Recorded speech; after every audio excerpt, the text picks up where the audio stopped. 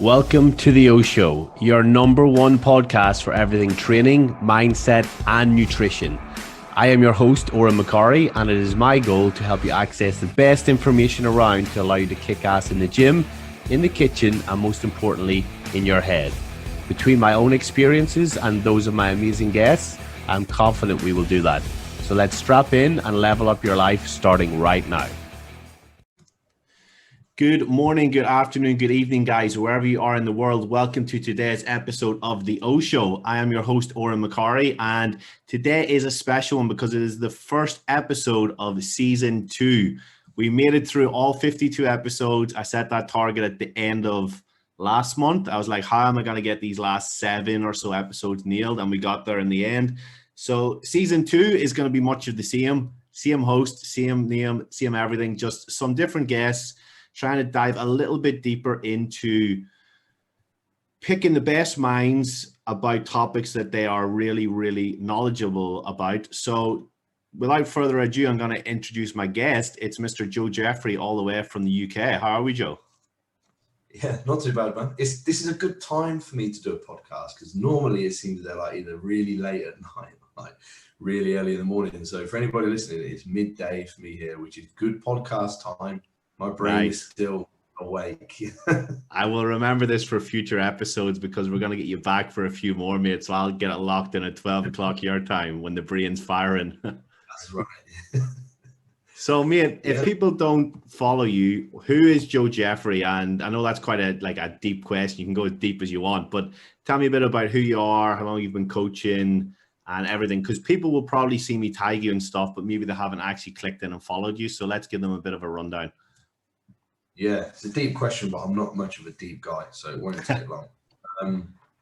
So, as you said, my name's Joe Jeffery. I've been coaching physique athletes, male and female, for about 6 years, and my niche has always been either competitors or people searching for quote-unquote optimal, hence like my first podcast that I ever started with Austin Stout that's still going on. It's called Optimal Physique Development. So over the years, worked with hundreds of competitors and whatnot to search for that optimal. I also now have a team of coaches under me at Physique Collective.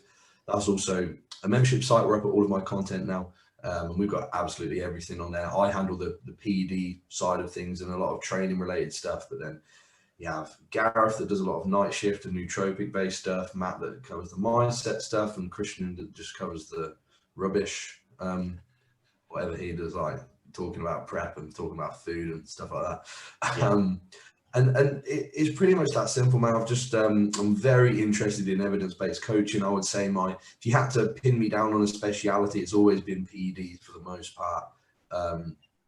Which is pretty relevant to what we're going to be talking about today, given we're going to be talking about hormones in the form of hormonal birth control for females. So that's my greatest area of interest. And in terms of my professional life, that's pretty much it. Nice, man. Nice. And I can remember, I think I've been following you for just over a year.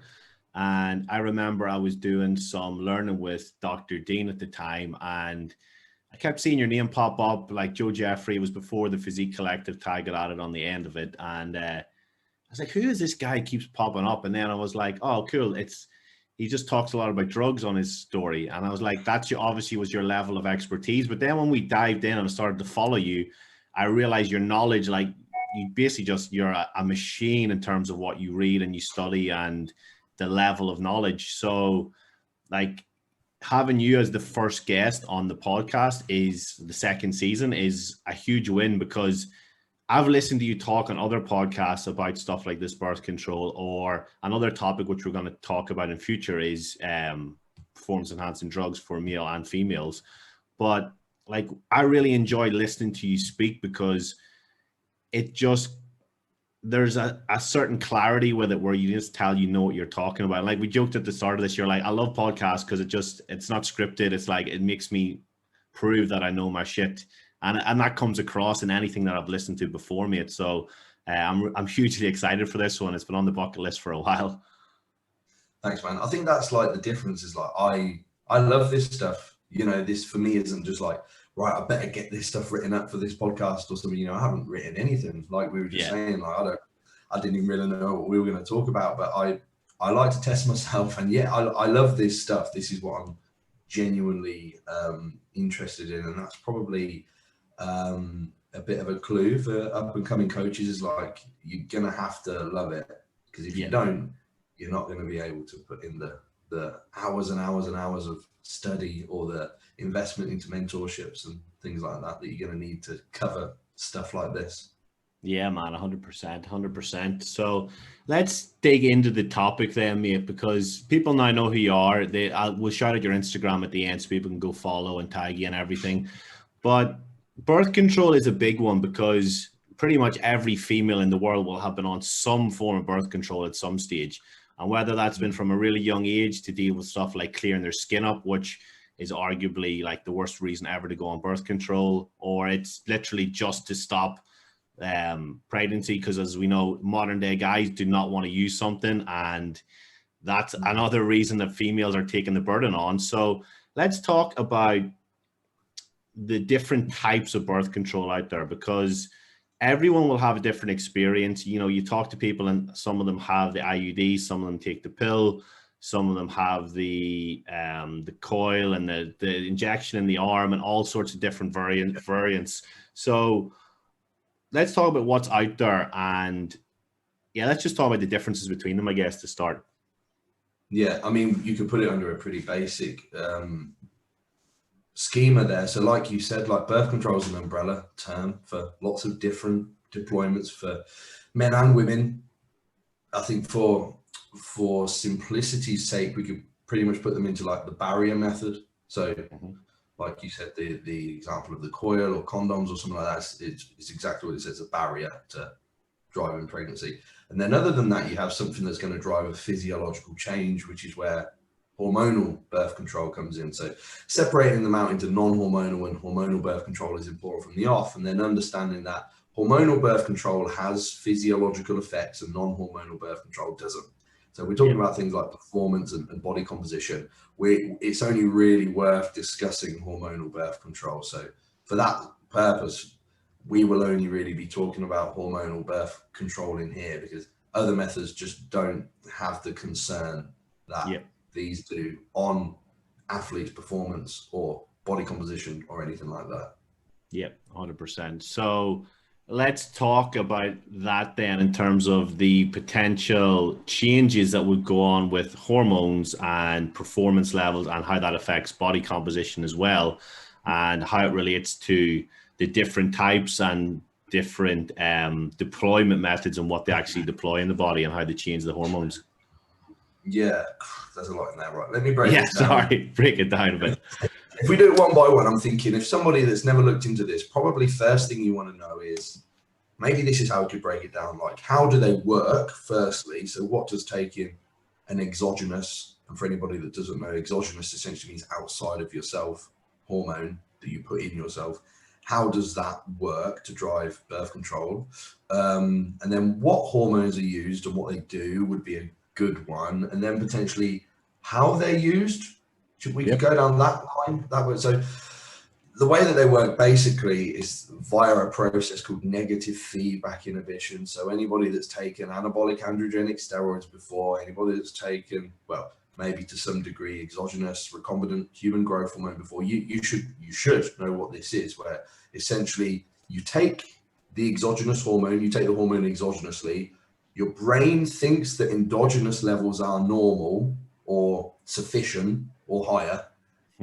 Therefore, it ceases production of this hormone via some degree of inhibition. So within hormonal birth control, you see inhibition of LH, which is luteinizing hormone, and FSH, which is follicle stimulating hormone. And what these do is LH reduction prevents estrogen production in the ovary, whilst a reduction in FSH is called follicle stimulating hormone. You can imagine what it does. It prevents a follicle from developing or being released. So ovulation doesn't occur essentially with this reduction. And any men listening to this that have taken anabolic steroids, that have gone and got your blood work done, you'll see you also have no LH and FSH, because you're doing the same thing to yourself here. Mm-hmm. You know, you are ceasing your own HPG axes, or a female may use the term HPO, axes function. So your own sex steroid axes, testosterone, estrogen, progesterone, so on and so forth, turns off. And that's important to know that. It's important to note that the axis turns off, because if you just put one in, one hormone, the whole axis turns off. And that's something worth knowing when it comes to weighing up the risks and the benefits of using these. So basically, to sum up, you put it in, your own turns off.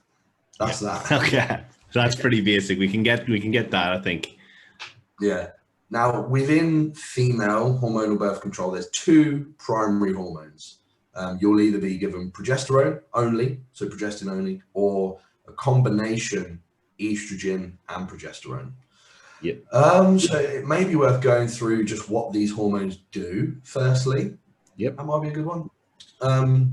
So estrogen is like the best, you know, double thumbs up to this one. Does all mostly good stuff. So it of course plays a major role in the development of female sexual characteristics. It controls fat deposition post-puberty, primarily in the lower body and the breast, you know, what we would call female fat patterning. So that doesn't sound good. However, note that it inhibits fat storage in these same areas via stimulating the beta-adrenergic receptor. So PD people listening to this are thinking clenbuterol, beta-adrenergic receptor. It's the way that lipolysis occurs.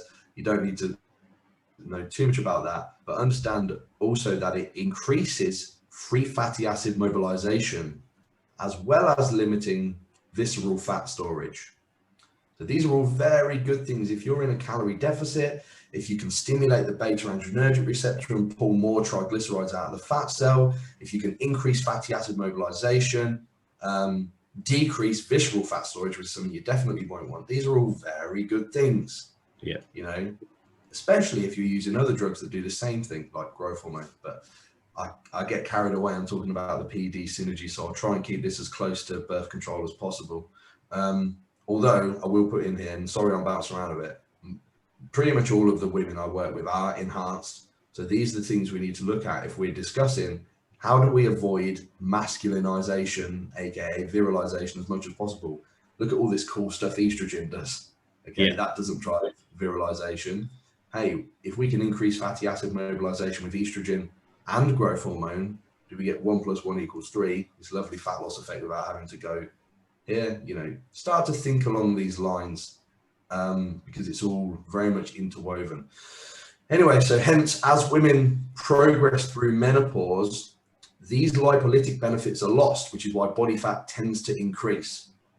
So something to note is when women are put on hormone replacement therapy, these negative consequences are attenuated.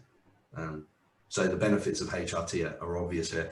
Another thing about estrogen is a reduction in appetite that you can see most pronounced at the peak of estradiol. Estradiol is a metabolite of estrogen, the most important for any premenopausal woman, for pretty much every woman listening to this. Estradiol, or E2, this is the only real metabolite of estrogen you should be interested in. Reduces appetite. Sounds good for a fat loss phase. It increases bone mineral density, as does resistance training. We need that. It increases insulin sensitivity, therefore improving nutrient partitioning, and with what we mentioned about fatty acid mobilization, the ability to utilize fat as an energy substrate in low to moderate intensity exercise.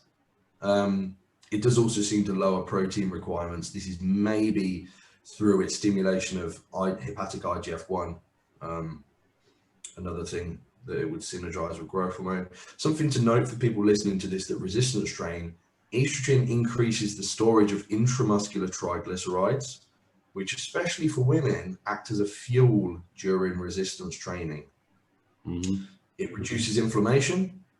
It reduces free radical damage, so lower oxidative stress, reduces muscle soreness, potentiates the remodeling of skeletal muscle. There's many trials that show that strength and size gains are increased when estrogen is at its highest. So all of this really good stuff about estrogen And remember what I said on the mechanism of action, where you put one in and the others reduce. Yeah. So it's important to note for progestin only birth control, if you're not taking the estrogen with it, you lose out on all of this stuff. Yeah. So now we go on to what progesterone does. So next to estrogen, it's the other primary reproductive hormone in women. It shares a pretty similar structure to other hormones, such as testosterone, cortisol, and mineral corticoids, which can cause some cross-binding. So at the cortisol receptor itself, it sends a weak cortisol signal because it's got reduced binding affinity as compared to the cortisol itself, but this reduces cortisol signaling. And at the mineral corticoid and androgen receptors, it occupies the receptor and blocks natural binding, which will reduce fluid retention and androgenic side effects. But for people listening to this that are bodybuilders, do you want to be occupying your androgen receptors? You know, or do you want androgens to bind there and transcribe anabolism? You know what they're supposed to do? No. Progesterone induces body fat storage in the lower body via activation of various enzymes. One researcher has since coined this the female storage enzyme. Not good. It induces insulin resistance, which, although on the surface it looks to be a benefit by mobilizing fat for fuel, it increases the use of intramuscular triglycerides, not fat from a fat cell, from an adipocyte. So, you know, that's shit as well. Sorry, am I allowed to swear on this podcast? Yeah, go ahead, bro. Progesterone increases hunger and cravings. Any like normally cycling woman knows this from the progesterone peaks of their hormonal cycle. There's some studies that show the increase of progesterone and drop of estrogen in the luteal phase causes an increase of energy intake up to 500 calories a day. So if you're a woman in contest prep with some high progesterone, very hard. You know, reduction of estrogen, which we know reduces appetite, plus an uptick of progesterone, the drive to ad libitum eat 500 more calories a day when you might only be eating 1,000. It's very difficult. So unfortunately, you're put in the perfect environment for overeating with high progesterone. So being able to effectively store this energy as body fat plus the high appetite, it sucks. So, but this is to ensure sufficient availability of substrate should pregnancy occur. So it's like an evolutionary adaptive mechanism. You know, it's all good for you to be fat enough for you to have a child and there be an abundance of food. So within resistance training, progesterone blocks estrogen's effects on muscular remodeling. And as we said, blocks the effects of androgens. It decreases protein synthesis and increases protein breakdown. So if you're messing with that protein turnover ratio, modulating that negatively in the contest prep, having high progesterone sucks. So that's basically what these two do. Estrogen, in my opinion, very, very good for bodybuilders. Progesterone, not so good. But the question, of course, becomes, like, rather than extrapolating all of these things, what actually happens in the real world, you know? And we can get to that. So first, now that we know what the hormones do, we could probably look at how they're used. So combined birth control is one, which is, as it says, contains both synthetic progesterone and estrogen.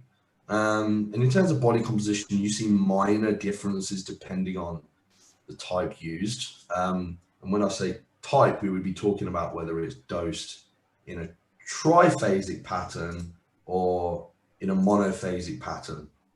So that sounds a bit crazy, but it's pretty simple. Like, triphasic is dosed to mimic endogenous hormonal changes during the cycle. So basically, estrogen is increased in the middle part of the cycle and progesterone is increased twice over the entire cycle. So I don't know if anyone knows what the hormonal cycle looks like. If we had like days 1 to 28 mapped, testosterone would be pretty flat with like a little bump around days 13 and 16. Although remember, this is like very biologically into individual, but statistically average. It'd have a bump and then it would come back down to where it was and just maybe slightly trend line up towards day 28. So estrogen, you have this like very slight positive trend up to like a week, and then a big spike up to about 2 weeks, and then it dips off, and then a slow positive line up to like day 22, then it dips off. But the main thing to know is that you're estrogen dominant in your follicular phase. So progesterone is pretty low through the follicular phase, starts to raise at about a week in, but it's still lower than estrogen. And then progesterone will begin to head up, maybe day 16, peak around day 20, a lot higher than estrogen. So we're now progesterone dominant in the luteal phase, and then dip off hard towards day 28, where everything begins to flatline. So thing to remember: follicular phase, estrogen dominant; luteal phase, progesterone dominant. And this is how triphasic birth control is dosed. So what I said, estrogen is increased in the middle part of the cycle, progesterone is increased twice over the entire cycle. Studies on birth control here, weight does appear to fluctuate throughout the cycle, but it returns to baseline. This is purely due to the estrogen modulation. Estrogen does increase fluid retention. You know, we know that. The question becomes where, and that can depend on things, because intramuscular fluid is awesome. You know, so that's another thing to remember for you competitors listening. Low estrogen is not always good. In fact, it can be the worst. So triphasic birth control does seem to cause some fat gain after sustained use. You see a large number of subjects, and I can give anybody references. I can send you over references for these if you want. So a large number of subject gain, like more than 5 pounds over the long term. And this is likely due to the higher progesterone in the final week. So monophasic birth control is where you're at a flat line. There's no modulation. You're not trying to match the endogenous hormone fluctuations. Like monophasic just holds the same line of estrogen and progesterone throughout, across the entire 21-day pill cycle. So note there's that gap at the end where you remove the pill for no real reason. In fact, that, a bit of like history for you, that final week was there simply to make women feel a bit more normal. You're not going to have hormone.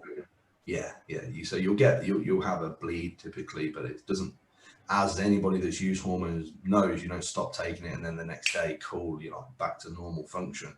Sometimes it can take very long. Sometimes it can take forever. Sometimes it's never happening. Anyway, so monophasic retains the same level of progesterone and estrogen across the entire pill cycle, which is 21 days. And this has a very smaller effect. You see an increase of like 3 to 4 pounds, which holds. And this is likely just fluid retention from the estrogenic component.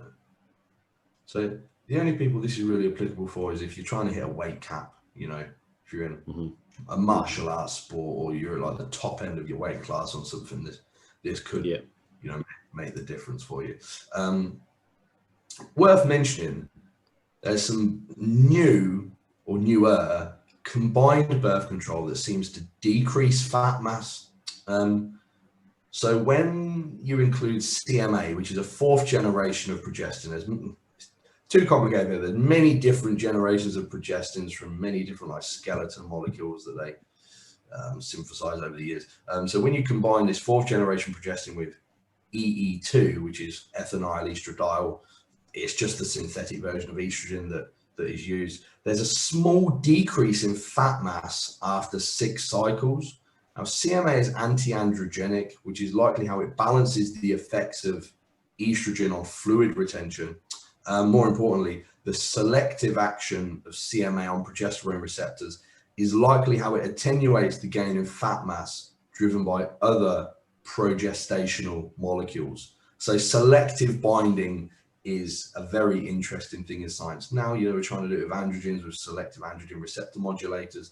We're essentially talking about like a selective progesterone receptor modulator, which acronym is SPERM, by the way, which is quite weird. Or sperm. That's cool. It's probably coming. Who knows when, if ever, that could happen, but that's an aside. That's not really that important. Okay. So other than combined, sorry, I'm sort of blazing through this. Let me know if I'm not explaining. No, this is good. It's good. So other than combined, the one that we're left with is progestin only, which is obvious. You just take progesterone, right? Yeah. There's a mean increase of just under 4 pounds after 6 to 12 months of use. So not a lot. There's an exception, which is Depo-Provera, which is, you mentioned the injection right at the beginning. That's what this is. I'm in no position to have any ethical influence on what any contraception anybody uses, but I will say, don't use this. It, across the board, has the worst outcomes. I have no idea why it's still prescribed. Maybe because it's, very easily managed, a single injection at an infrequent basis.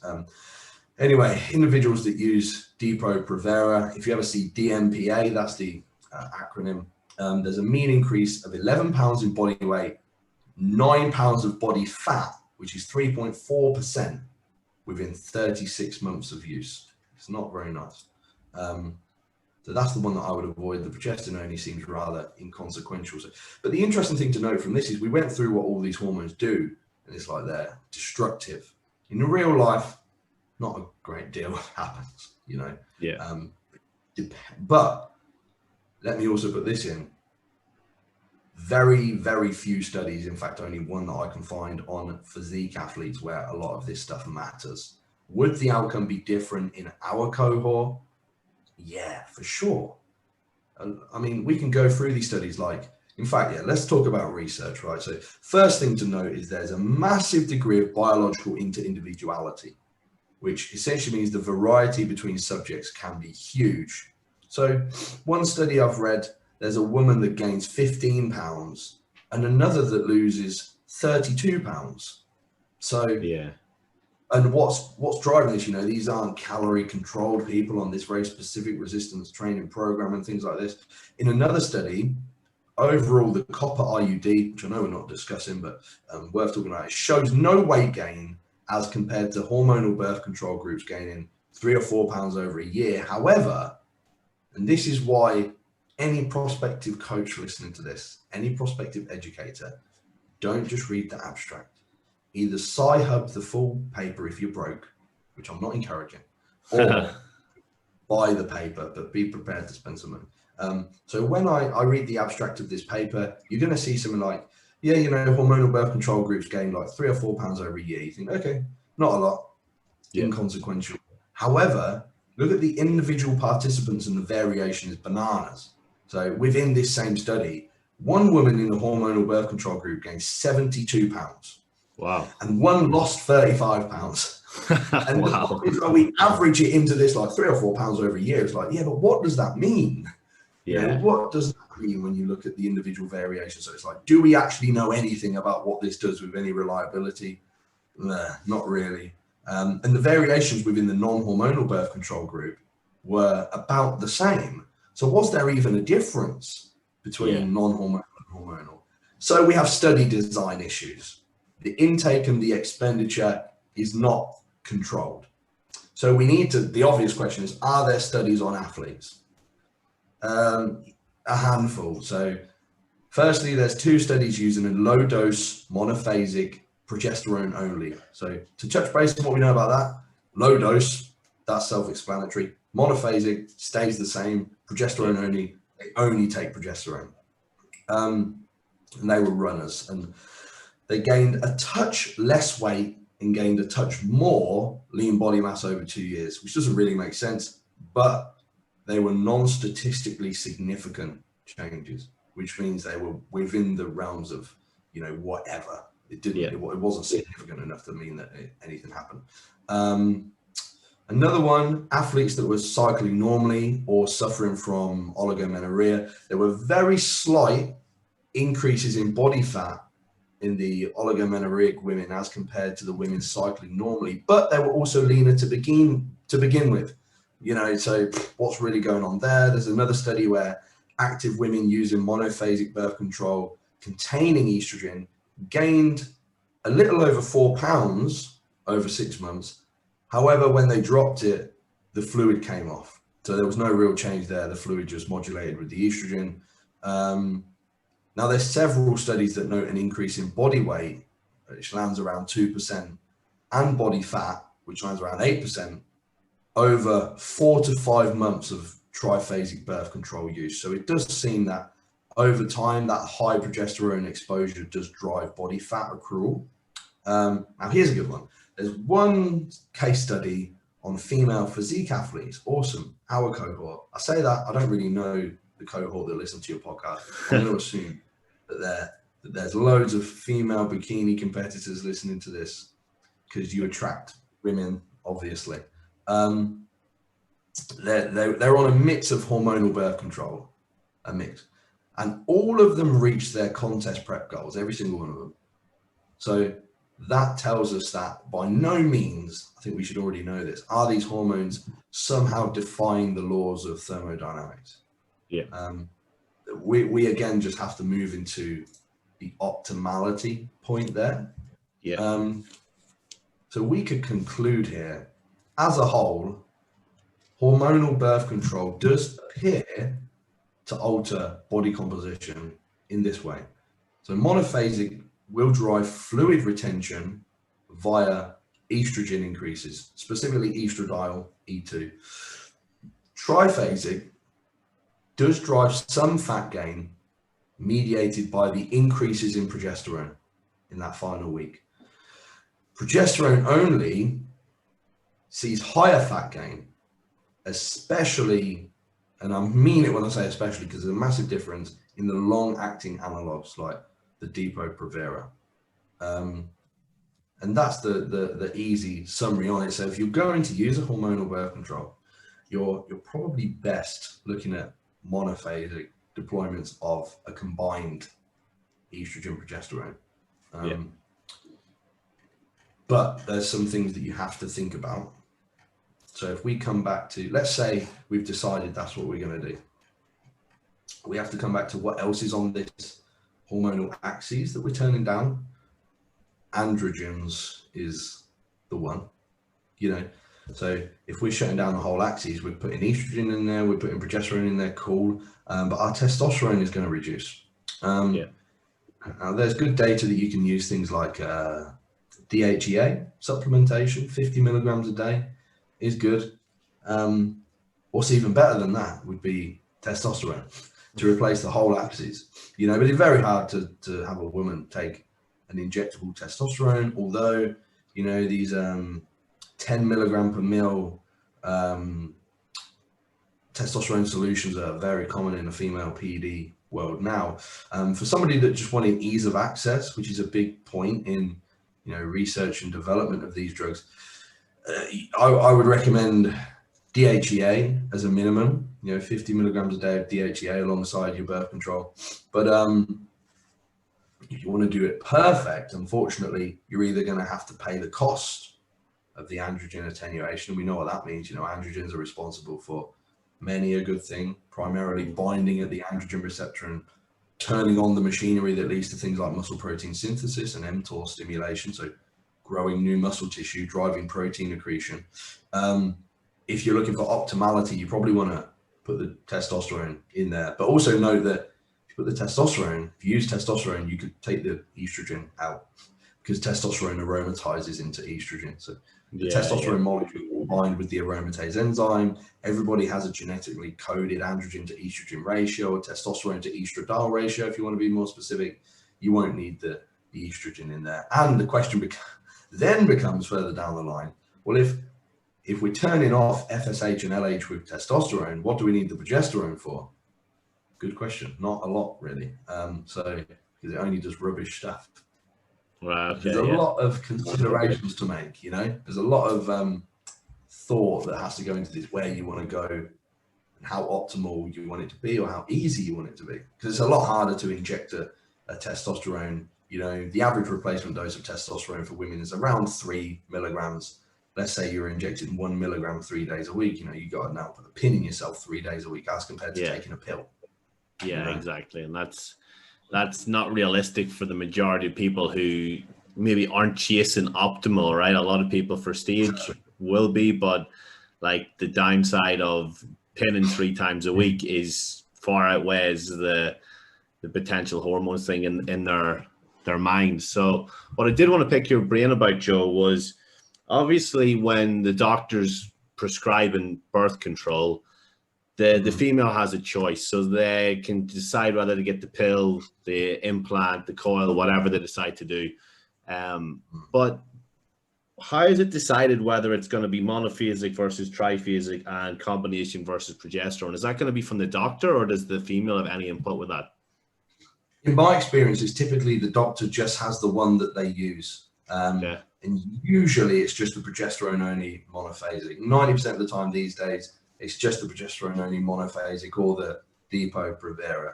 And unfortunately, for the most part, the doctor also won't tell you that you are using an exogenous hormone, exactly the same as taking anabolic steroids, really. So you are going to shut down a system that, if you want to come off, isn't easy for everybody. You know, I do have consultations with women that have no HPO axis function after sustained female birth control. I'll say that's the minority, but it does happen. It's a risk. Understand, you know, it's good for you to understand the risk. The unfortunate thing is these, like, you know, 15, 16-year-old girl goes to the doctor, I want some birth control, here you go there, you know, whatever, here it is. Without explaining everything that we've gone through in here and having any sort of objective knowledge about what they're actually doing, you know? Yeah. So, like, for a lot of people, like, we've been on for about probably 35 minutes now or so. Like, a lot of people probably have had a lot of eye-opening experiences when you've been talking about everything that goes on with this and how it can be affected. So, for example, what would the steps be for somebody who, like, is there any negatives for somebody who then says, well, hang on, I would rather change my birth control to be on something more. They want, say, for example, they want to stay on it, but they realize that one may be better. Is there any downsides to moving from one to the other, or are they all pretty much going to be the same? Like, will they feel the same? It depends which direction you're going in. So if you're on a combined estrogen and progesterone combination, and you want to go for whatever reason to progesterone only, there'll be a cost to pay in terms of body composition outcomes. So like all of the good things that we said estrogen does. So remember, we shut down the whole axis. So if you put just progesterone in, estrogen drops, testosterone drops, so you're going to lose the benefits of those. So you're potentially going to see a negative outcome over time. But if you go from progesterone only to estrogen and progesterone, you'll see an increase in fluid retention likely, but your capacity in the future to build more muscle, lose more body fat is going to improve. Yeah. So that could be, if some people feel like shit, maybe they don't need to completely remove it if that's a decision, like they know they need to stay on it, but maybe they just need to move to have that little bit of estrogen thrown in, and they could potentially feel a lot better, get better results, but at the downside of potentially having that fluid retention a little bit. Yeah, I will say also, like, women considering birth control now because it's an easy thing in their relationship, and I'm not trying to be like social justice warrior or feminist on you here, but like it's way worse for a woman. Somehow socially we've landed this where like women just take birth control, men don't really bother, you know, like the pills are this easy thing.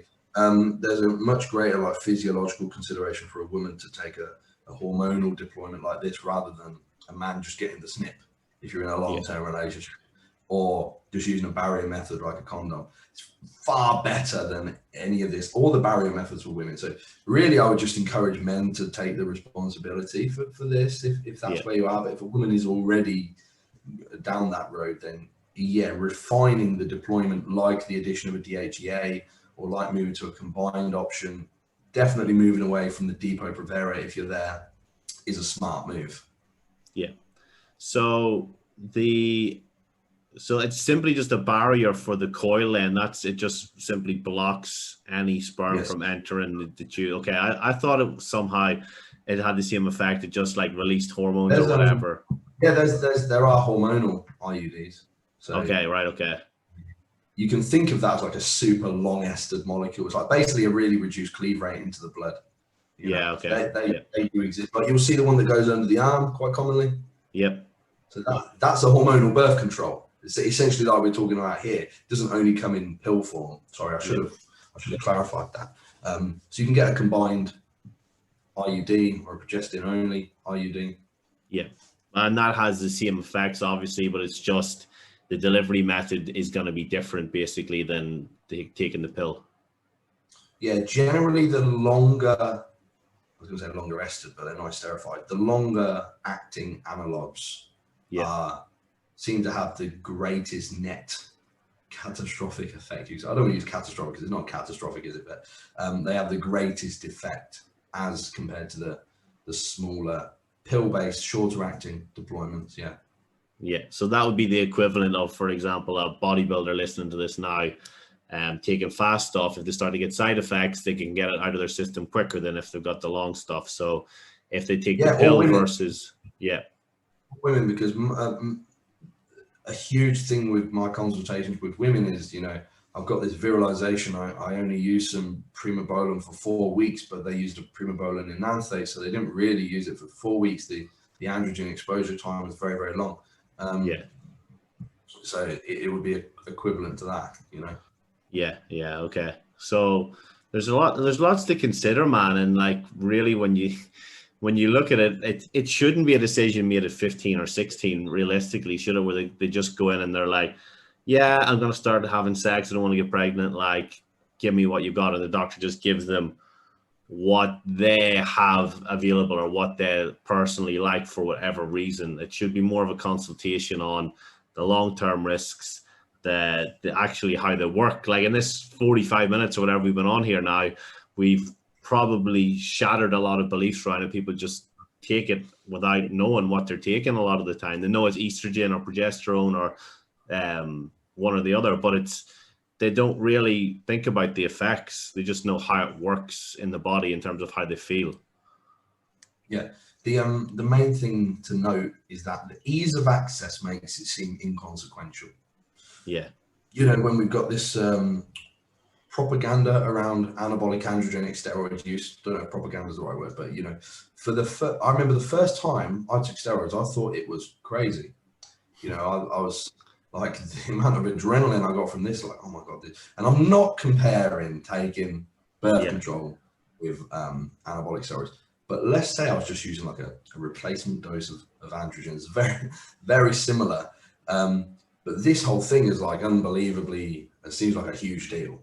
Shutting down your own HPG axis seems like a big deal, but it's the ease of access for women that's all very normal and socially accepted that makes it seem very inconsequential when it's not. Yeah. And if you think about it, like you're talking about the same things. If you go to a doctor for TRT or you go to your doctor and tell them, listen, I'm taking this little bit of testosterone, 9 out of 10 doctors will probably say you shouldn't take it, it's bad for you. But they're the same ones who are putting 15-year-old girls on these replacement hormones, right? Just to stop them from getting pregnant. Yeah, so compare that to put in a female requiring testosterone replacement therapy. You know, so many of the girls I work with, let's say they've been through multiple diets, you know, they've been through multiple contest preps, they've been in hypocaloric environments for extended periods of time, and now their HPO axis function is in the toilet. And the problem is, like, if they gain some body fat and if they stay at a higher body fat, you know, eventually their testosterone will kick back in. Note, women, that testosterone is the most abundant sex steroid hormone in women. So, you know, don't think of testosterone as a male hormone. It's just, you know, it's the most abundant. You've got more of it than anything else. You've just got less than men, basically. The ratio is different. So let's say you've got this big attenuation, so it's massive reduction in all of these sex steroid hormones. The problem is with competitors is they're not going to gain body fat and stay there. They're going to compete again and again and again. And it's far healthier for these women to be on some kind of hormone replacement therapy that includes testosterone.